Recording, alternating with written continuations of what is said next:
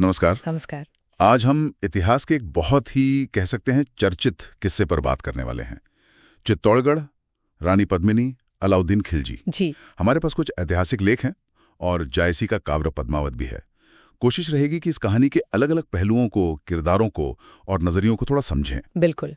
और ये कहानी हमें ले जाती है सीधे 14वीं सदी में, वो दौर जब दिल्ली सल्तनत फैल रही थी और राजपूत राज्यों से उसका टकराव वो बढ़ रहा था।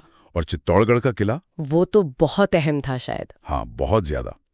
सिर्फ एक किला नहीं बल्कि उसकी लोकेशन, उसकी सामरिक स्थिति बहुत महत्वपूर्ण थी उस जमाने में। अच्छा, तो रानी पद्मिनी के बारे में क्या जानकारी मिलती है? सिंघल द्वीप की राजकुमारी, राजा रतन सिंह की पत्नी और उनकी सुंदरता के चर्चे। जी हाँ, स्रोतों में यही जिक्र आता है। सिंघल द्वीप यानी आज का श्रीलंका। और उनकी खूबसूरती की बात तो खैर काफी फैली हुई थी। तो क्या यही वजह थी कि खिलजी ने चित्तौड़ पर हमला किया 1303 में? सिर्फ सुंदरता की वजह से? देखिए, यहीं पर मामला थोड़ा पेचीदा हो जाता है। मलिक मोहम्मद जायसी ने अपने काव्य पद्मावत में, और याद रखिए ये उन्होंने घटना के लगभग 225 साल बाद 1540 में लिखा उन्होंने, तो पद्मिनी की सुंदरता को ही मुख्य वजह बताया है। हाँ, ये कहानी तो सबने सुनी है। बिल्कुल, ये सबसे ज्यादा पॉपुलर नजरिया है। लेकिन कई इतिहासकार जैसे डॉक्टर गोपीनाथ शर्मा है, उनका मानना थोड़ा अलग है। वो कहते हैं कि खिलजी का असली निशाना रानी पद्मिनी नहीं बल्कि चित्तौड़ का किला था। किला? क्यों? उसकी लोकेशन की वजह से। देखिए, वो किला ऐसी जगह पर था जहां से गुजरात, मालवा, मध्य प्रदेश, सिंध, इन सब जगहों के अहम व्यापारिक रास्ते गुजरते थे। अच्छा, हाँ, व्यापारिक नजरिए से तो बहुत अहम हो गया फिर। बिल्कुल। गुजरात के बंदरगाहों तक पहुंच, मालवा का उपजाऊ इलाका, इन सब पर कंट्रोल के लिए चित्तौड़ जीतना खिलजी का साम्राज्य विस्तार के लिए बहुत जरूरी था। तो वो एक तरह से स्ट्रेटेजिक एसेट था। समझ गया। मतलब ये हमला खिलजी के बड़े प्लान का हिस्सा हो सकता है, सिर्फ एक रानी के लिए नहीं। तो 1303 में वो आया बड़ी सेना लेकर। हाँ, बहुत बड़ी सेना। लेकिन चित्तौड़ का किला, जैसा आपने कहा, बहुत मजबूत था।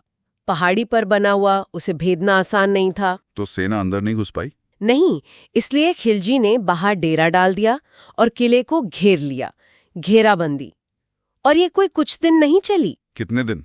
करीब 6 महीने। 6 महीने? बाप रे।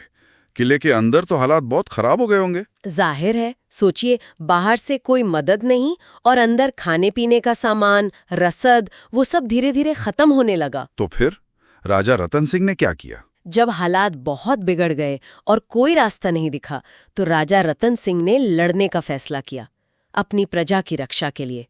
राजपूतों ने वाकई बहुत बहुत बहादुरी से मुकाबला किया। लेकिन खिलजी की सेना? वो बहुत विशाल थी, उसके सामने वो टिक नहीं सके।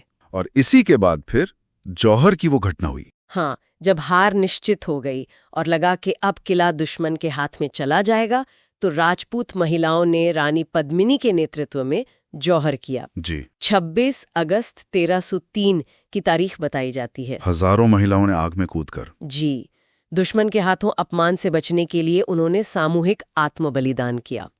ये उस जमाने के राजपूत समाज के आत्मसम्मान और उसूलों का एक बहुत ही त्रासद पहलू है। इस पूरी कहानी में मैंने गोरा और बादल, इन 2 नामों का भी जिक्र सुना है।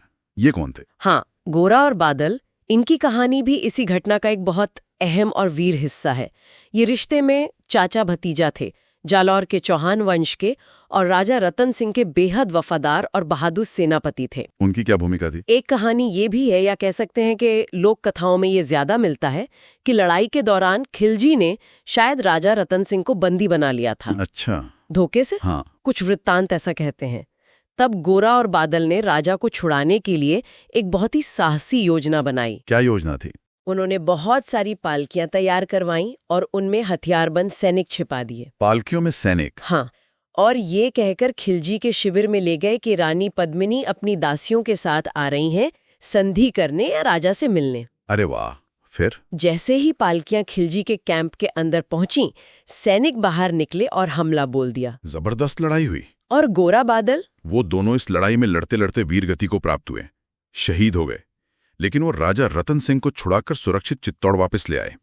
उनकी ये बहादुरी और वफादारी की मिसाल आज भी दी जाती है। क्या बात है।